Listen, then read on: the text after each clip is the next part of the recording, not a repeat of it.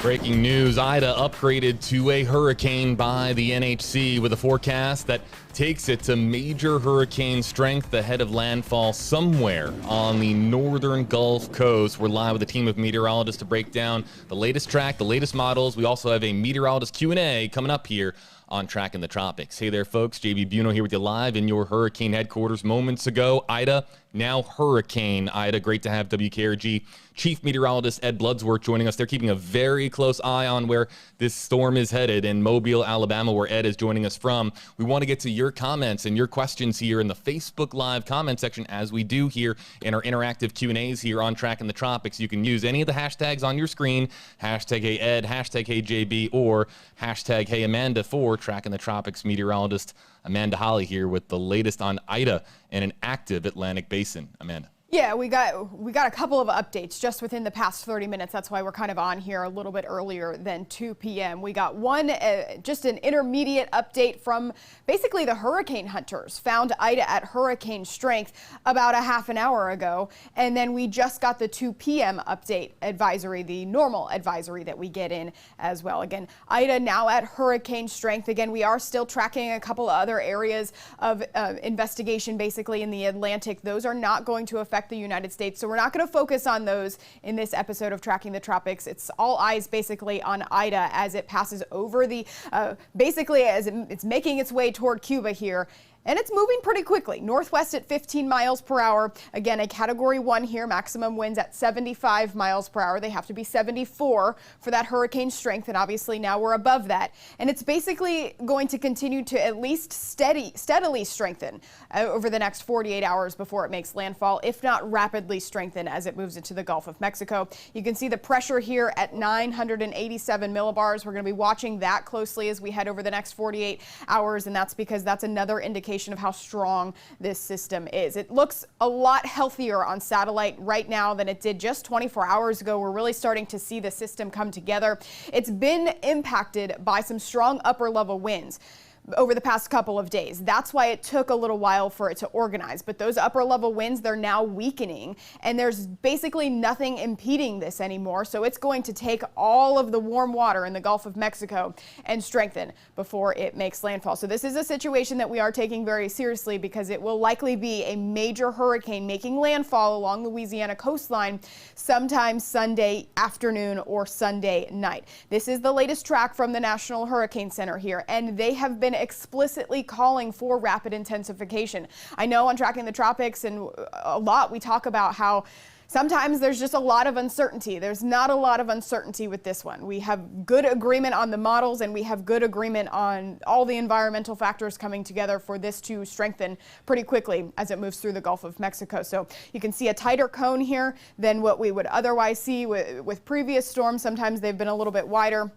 But you can see as we get through tomorrow morning, still expected to be a category 1 here, a stronger category 1 by Saturday morning, up to a category 2 strength by Saturday evening, and then making its way toward that major category 3 strength as we get toward Sunday morning, right before landfall, maintaining that strength as it moves ashore again somewhere along the Louisiana coastline. You can still see there is still a little bit of uncertainty on exactly where that center is going to come ashore, but those impacts are going to be felt well outside of the cone. So you can't really focus on the cone at this point. You're really going to want to focus on those impacts and the forecast of what you could potentially see where you're at. But again, landfall late Sunday night and into early Monday morning, and then it's going to quickly weaken as it moves ashore. That's expected here. It is expected to be back down to tropical storm strength sometime Monday morning. Then all of that moisture will continue to move off to the north, and it is expected to recurve then back out east. So we'll be following that. But again, main focus here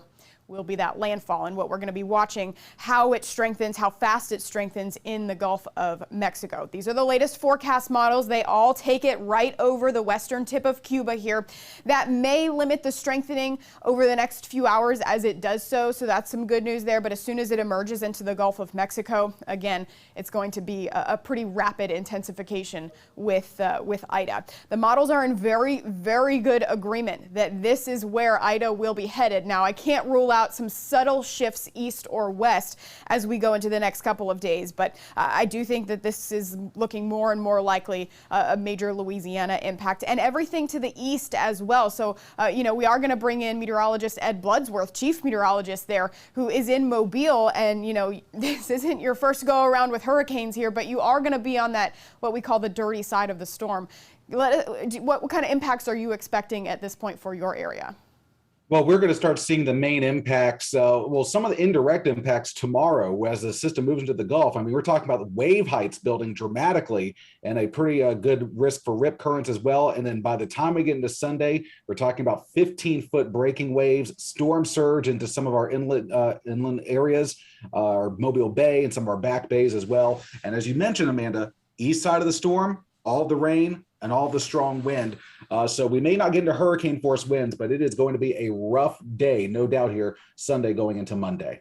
Yeah, and all of these are going to slightly change the impacts, but this is going to be a system that is going to bring all of those impacts that a tropical system brings. So we're talking about storm surge, we're talking about isolated flooding, obviously the strong winds associated with a major hurricane.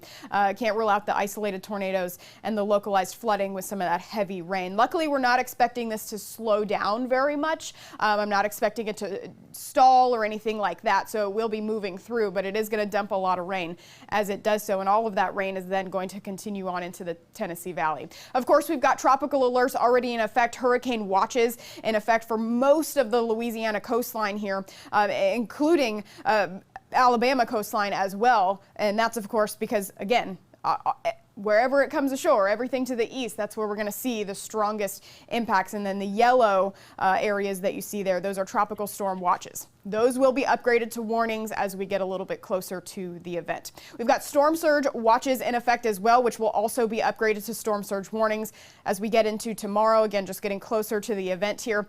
But we are expecting a significant amount of storm surge going into landfall just to the right of where that center comes ashore. The National Hurricane Center calling for anywhere between 6 and about 11 feet of storm surge in some locations. So again, all of the potential hazards on the table with this one.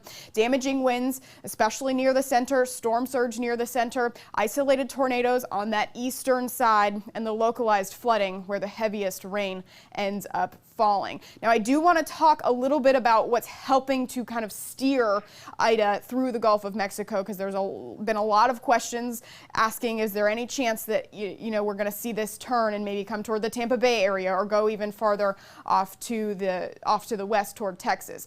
We've got a lot of agreement on all the models, so that gives us a lot of confidence that this is where Ida is going to go. But the main driving factor here is this area of high pressure. It's starting to build in right now, and it's going to build in and get a little bit stronger, and that's what's going to help to kind of shove Ida off to the west just a little bit and not recurve back to the east. So that's why we've got confidence there. Just wanted to go over that with you because I know there's a lot of folks wondering about any potential shifts in the track. Now, I do want to look at Max Defender 8 radar locally in the Tampa Bay area if you're watching from here, because we're kind of in between that area of high pressure right now off to our northeast and Ida down to our south, and we're kind of being shoved in the middle here with a strong easterly wind. We've got plenty of tropical moisture, and we've got a lot of storms making their way through the area right now. And these are all about to move over the I-75 corridor with more on the way. So just wanted to give you an update on that.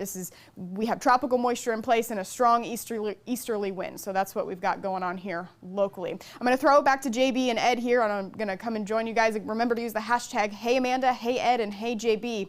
And we'll be answering your questions here in just a few minutes. Yeah, let's get right into it here, Amanda. You'll see it here on the bottom of your screen here, folks. We'll activate the Meteorologist Q&A. You can use any of the hashtags on your screen, as Amanda just mentioned. Really want to pick the brain here of WKRG Chief Meteorologist Ed Bloodsworth joining us again from Mobile, Alabama, where they're watching this one very, very closely. We're going to start here by just saying that there's a lot of Facebook pages, WKRGs, WMBBs on the Florida Panhandle, WGNO, New Orleans, any Louisiana Facebook pages. We're really going to tap into those questions and comments beginning now. So we'll look for those hashtag questions. Start following them in so we can get everybody involved. Ed, we're going to start here with the Elaines. We have two great questions and comments, each coming in from a different Elaine. We'll start here with Elaine LaPlante. Hopefully I'm pronouncing that correctly. Hashtag Hey Ed. How would you compare this to Hurricane Michael. Michael blew up quick from a Cat 2 to a Cat 5 overnight. So we've been talking here, Ed, about rapid intensification. Is there any comparisons here, just comparisons here to Hurricane Michael? Well, you mentioned that there have been numerous cases here that we've noticed over the last couple of years, in fact, the last decade, where these storms work their way into the Gulf of Mexico. And if there's conditions are right, especially in this time of the year, with Gulf temperatures, 88, 89, closing in on 90 degrees, and no wind shear, that's just a recipe for these storms to rapidly intensify. And Amanda mentioned it, that the Hurricane Center has specifically warned of that possibility, that once it gets into the Gulf, there's just not too many factors that will really inhibit this thing from strengthening. There you go, sea surface temperatures, mid 80s now, closer to the Louisiana coast. I've been seeing some of the sensor data showing water temperature near 90 degrees. So this is certainly a situation where a storm could be strengthening, not just through the Gulf, but perhaps all the way up until landfall. Right now, a Cat 3, but again, it's very difficult to determine how strong these things will get and if they can take advantage of it. But I would plan for all the folks on the northern Gulf Coast, you will have a major hurricane coming ashore on Sunday. Taking that question there from Joyce that you just saw there. As I mentioned earlier, the other Elaine joining us here, Elaine Ansinger, hashtag Hey Amanda. I have seen storms get so intense that steering patterns do not affect them. Do you anticipate this with Ida? A great question. I'll bring you guys both up here for this one. Yeah, it really is a great question. I would say no, not with this particular system, just because these forecast models have been in such good agreement for so long now. We like I said earlier, we don't typically see this. A lot of times, we have to precede a lot of our events with, there's some uncertainty moving forward, but we have had great agreement with all of the models, which has really allowed us and given us about 2 extra days of preparation for the Louisiana area and just giving them warning basically. But I mean, Ed, those models are tightly clustered. Yeah, and there's been some fairly good agreement here in the last, you mentioned 24, 36 hours. And one kind of common misconception is that these stronger storms tend to be more influenced by these upper level features. So in this case, that high that Amanda mentioned, if this is a significant strong storm, it's really going to be guided by the movement of that high. Those little weak storms, they tend to kind of miss that influence. So again, very high confidence in this forecast on either a central or southeast Louisiana landfall. Looks like Sunday afternoon, Sunday evening. How about this one here from Brandis, joining us from WKRG's Facebook page. And again, use hashtag HeyJB, hashtag HeyEd, hashtag HeyAmanda here to have your comment here featured on screen. Really want to tap into questions coming in from the Alabama Gulf Coast, Mississippi Gulf Coast, and of course, really the entire state of Louisiana here, tapping into a lot of Facebook pages. Brandis, hashtag HeyJB, impacts in North Baldwin County near Bay Minette. Yeah, Brandis, so thanks for asking that question. And I'm glad Amanda mentioned it when she actually showed those alerts that we actually have tropical storm watches that are in effect now for coastal Alabama. So this includes Mobile and Baldwin counties. So foreseeably in the watch area with tropical storm watches, that's where we could potentially see gusts exceeding 39 miles per hour. For Baldwin County specifically, I would say you're likely going to see a period of tropical storm force winds, certainly at the coast and possibly moving inland as the storm moves inland. But the other concern I'm more concerned about, especially for North Baldwin County, is our rainfall. I think we'll get trapped in sort of a tail of high moisture as the storm even moves inland and then eventually curves into North Alabama. So right now we're thinking conservatively for lower Alabama, we could easily get some areas around 6 to 10 inches of rain out of this. Probably North Baldwin County, maybe on that lower side, maybe 6 to 7 inches of rain, but that could certainly present a flood threat as we move into Sunday. And then also, again, rain will linger all the way through Monday as well. Let's get to this question because we know we're going to get to it eventually. It's the question that people have been asking on Twitter, people asking elsewhere on social media, comparing Ida already to the most famous storm or infamous storm to ever hit Louisiana. Barbara here asking, hashtag Hey Ed, how would you compare this to Katrina? She's joining us here from the Mississippi Gulf Coast. Ed, we'll start with you, but I'll bring up Amanda here as well. Yeah, it's very difficult to compare storm to storm, and we generally in our industry, in our profession, we generally don't like to do that because these storms really do have kind of their own characteristics and personalities, if you will. But bottom line, for folks who are around in Southeast Louisiana during Katrina, what you can expect from this storm. Are we going to get the incredible record-setting 20-foot surge that we had from Katrina? Not likely, but upwards of a 10 to 12-foot surge on those barrier islands is certainly foreseeable with the storm. This is not going to have as much time to sit over the Gulf and kind of generate that kind of surge. And I think Amanda's shaking her head, so I agree. It just doesn't have as much time to sit over those warm Gulf waters, Amanda.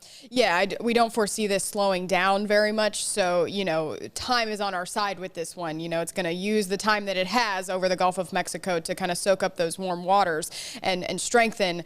But I agree with you. I don't think it's going to be a very as big of a storm surge as Katrina. But of note, this is going to be making landfall 16 years to the day that Katrina did. That's eerie note here. From one famous storm to another here. Mike Means is joining us from KTVE's Facebook page. Hashtag Hey Ed. Is the track anything like Laura from last year? And asking here from South Arkansas. I'll tell you what, I've had a lot of friends that I've made over in Lake Charles, Louisiana, and they have been on pins and needles watching this from the very beginning. We just had Laura last year. Could we really see another Cat 3, Cat 4 hurricane come in? It looks to be at this point, Lake Charles is not going to see nearly as much. They'll get some rain, some wind, but if you're in Baton Rouge or New Orleans, again, there could be some significant impacts from this. And even as it goes inland, it's going to carry a good bit of rain all the way through Mississippi, portions of Alabama, Arkansas. Probably not as much, I would say, but inland flooding is still going to be a significant issue. I think from model projections, if I'm right, Amanda, at the last check, we're showing right around maybe a foot to 16 inches of rain in some areas.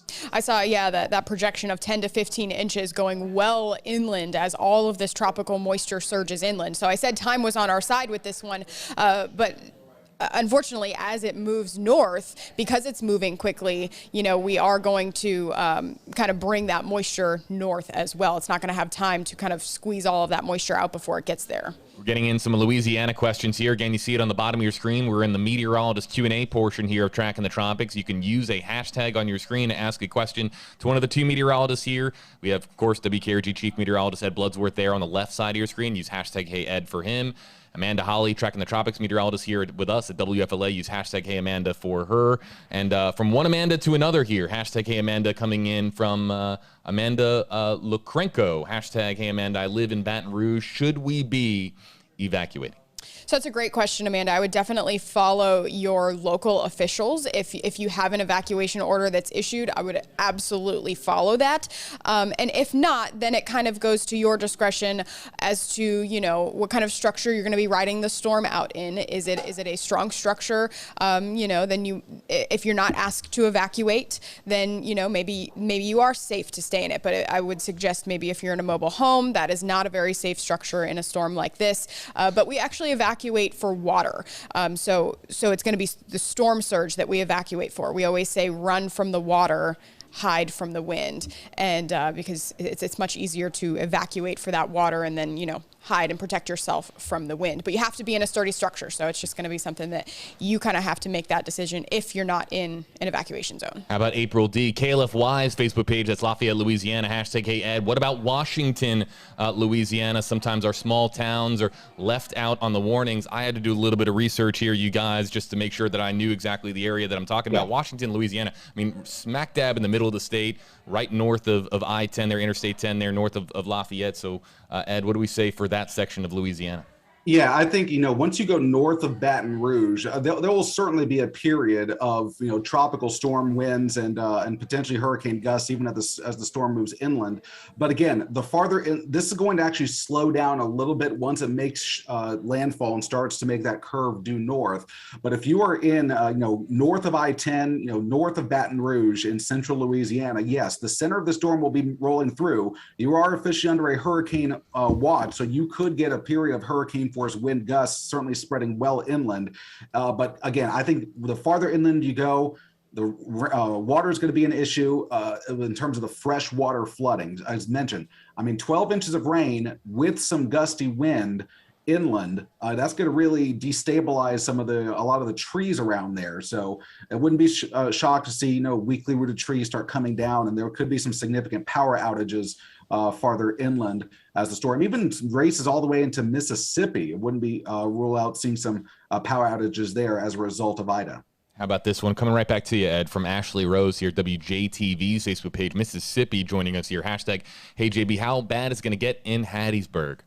Yeah, Ashley, I would say for folks who are watching us there from central Mississippi, even central northern Alabama, as the storm continues to move inland, it will weaken. And we know what happens with these storms as they move inland. They bring with it the rain threat. They could also bring with it an isolated tornado threat. And that will certainly be the case with this storm as well. So if you live up towards Hattiesburg, Jackson, towards Meridian, and then getting all the way up potentially towards Montgomery, and Birmingham, you'll be getting impacts from this in terms of the rain threat. So you could see that heavy rain area will spread. Thankfully, this will pick up some forward speed.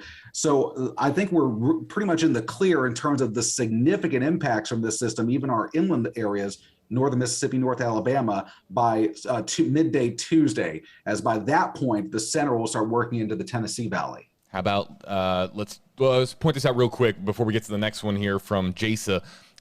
Final 5 minutes here in our meteorologist Q&A. Again, WKRG Chief Meteorologist Ed Bloodsworth, bottom right-hand portion of your screen. Tracking the Tropics meteorologist Amanda Holly here, of course, monitoring the latest models, all the latest data that we're getting in here in your hurricane headquarters. You can use any of the hashtags here on your screen, and we'll feature your comments. But I think that this one, even I can answer here for our commenter, Jasa, joining us from KLFY's Facebook page, hashtag Ed, staying a Category 1, and it's pretty much with almost a 100% certainty here that we can say that this is absolutely not going to stay a Category 1. We're expecting major category strength here, Amanda.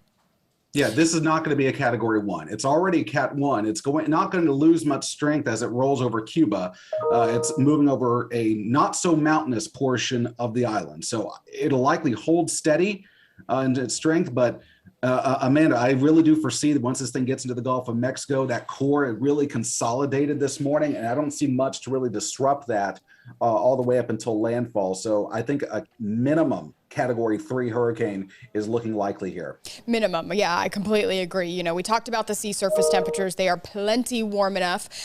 We talked about the upper level winds, and I do want to throw those on there as well. We call that wind shear. So that is going to be varying wind directions and speed with height. And this particular graphic is showing that the wind shear is weakening as it moves into the Gulf of Mexico. So that red area, that's light shear, and it's basically going to be in that environment all the way up until landfall. And then it's also not dealing with any dry air either. The 3 factors that could potentially impede any kind of strengthening are just not there. So I do think that we are going to be looking at rapid intensification over the next 24 to 36 hours. The National Hurricane Center does not often explicitly call for this because it's really hard to predict, but all of the factors are there with this one. As we're coming up here to the final questions here on Tracking the Tropics, this edition of Tracking the Tropics, friendly reminder, we're going to have more episodes here throughout the weekend following Ida, as Ida gets a little bit closer to landfall on the northern Gulf Coast. Again, expected to make landfall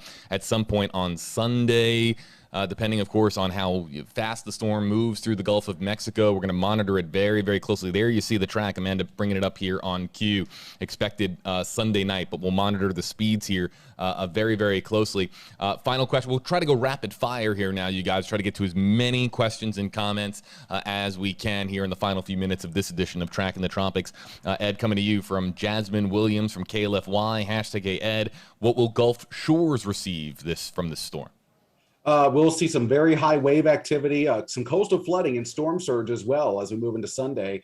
Higher than normal tides will continue into Monday, and coastal Baldwin County, you'll get rain out of this, and you could see, maybe upwards of 4 to 7 inches of rain there in Gulf Shores. So a lot of folks who are still vacationing, it is not looking good, but I don't anticipate widespread evacuations there, as we'll get some tropical storm gusts, but I think we'll avoid hurricane winds in Gulf Shores. How about this next one? Also bring you guys both in here. Shannon Brodum from KLFY's Facebook page, hashtag Ed. Please, my child is in Lafayette at ULL, University of Louisiana, Lafayette. Should she get out, what will conditions be like there?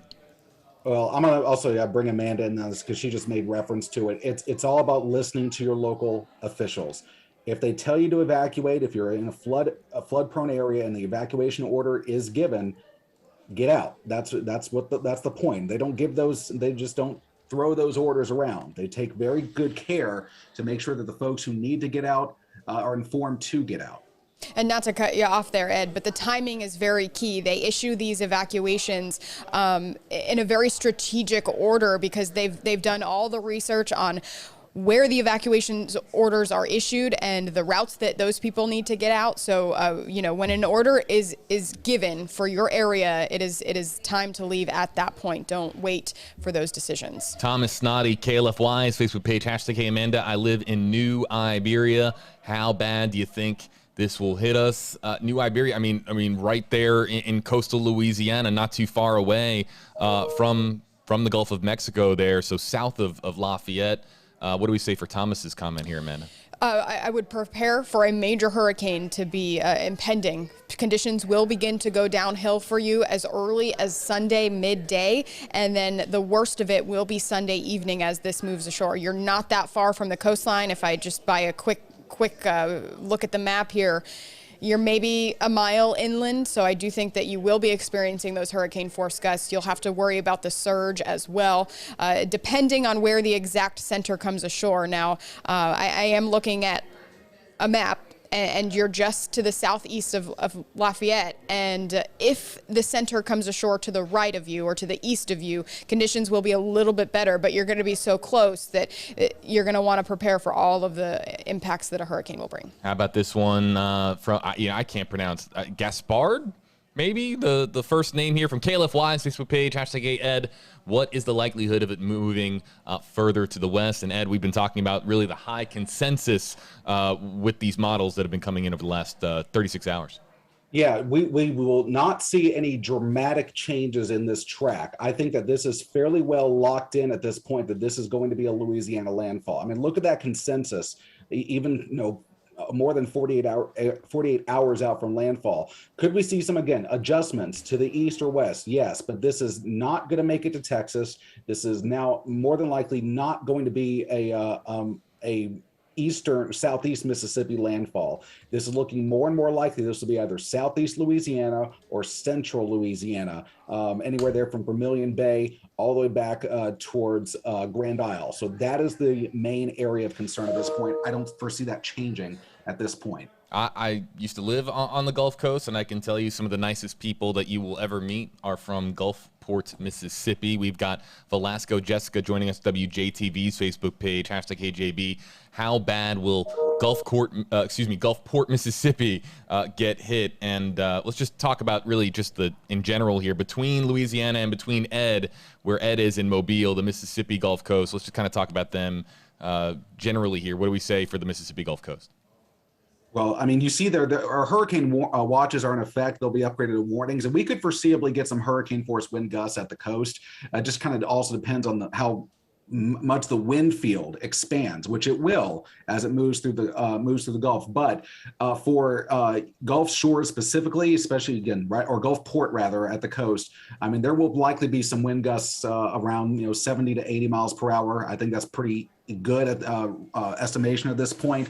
But again, surge, coastal Mississippi. Right now, they're predicting NHC, I believe, around 7 to 11 feet there into Lake Pontchartrain. So that could easily come up into Mississippi as well. So a lot of water coming in off of the coast there, Amanda. Yeah, a lot of water. Right now, you were talking about the wind field there a little bit, Ed. Right now, the hurricane force winds, of course, it's just if we could say a weak Category 1, just 75 miles per hour wind speeds. They extend out 20 miles from the center of the storm. Those tropical storm force winds, they extend out about 90 miles from the center of the storm. So again, we do expect that to expand, and you're going to have to kind of look at the map and determine how far away that you are going to be from that center to determine, if you're going to experience those hurricane force winds or if you're going to experience those tropical storm force winds. Jacob and Ashton from KLFY's Facebook page, hashtag Ed. Should we evacuate or be worried in Vermilion Parish? I mean, Southwest Louisiana, interestingly enough, again, they could be on the better side of this system, depending, of course, on where a landfall event occurs, Ed. Yeah, I mean, it's Vermilion Parish. I know that's just there, just west of Marsh Island, southwest of Lafayette.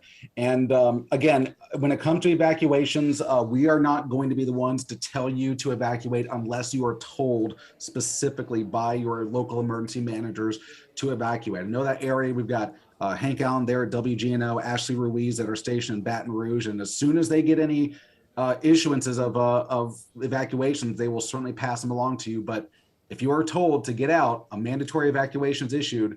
Don't mess around. Get out. This is a serious storm. Again, that's going to do it for us here on our Meteorologist Q&A here, everybody, on Tracking the Tropics. Our two meteorologists here have a lot to get to as far as, again, monitoring Hurricane Ida and where it's going to go and how fast it's going to travel through the Gulf of Mexico. Speed, of course, a extremely important factor here that we are monitoring very, very closely here in your hurricane headquarters. If you are joining us from the northern Gulf Coast, I don't care where you're joining us from, give Ed Bloodsworth a follow, folks, on social media, the chief meteorologist at WKRG News 5 in Mobile, Alabama. The entire weather team there, of course, fantastic. And, of course, you have Amanda Holly here with the Max Defender 8 weather team here with us at WFLA in Tampa, Florida, where we'll be watching this here, of course, cautiously, but not with any consequence for us here in the Tampa Bay area. More just talking about the areas that will be impacted here, closer to where Ed is here on the northern Gulf Coast. We have additional episodes here upcoming. We're going to monitor Ida as Ida gets a little bit closer to the northern Gulf Coast. Whatever app, website, or social media platform that you're watching on right now, that will be the next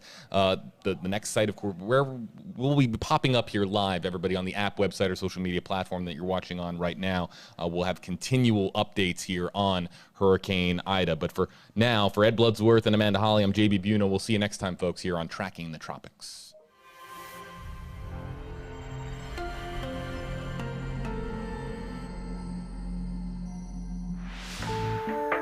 Thank you for watching Tracking the Tropics.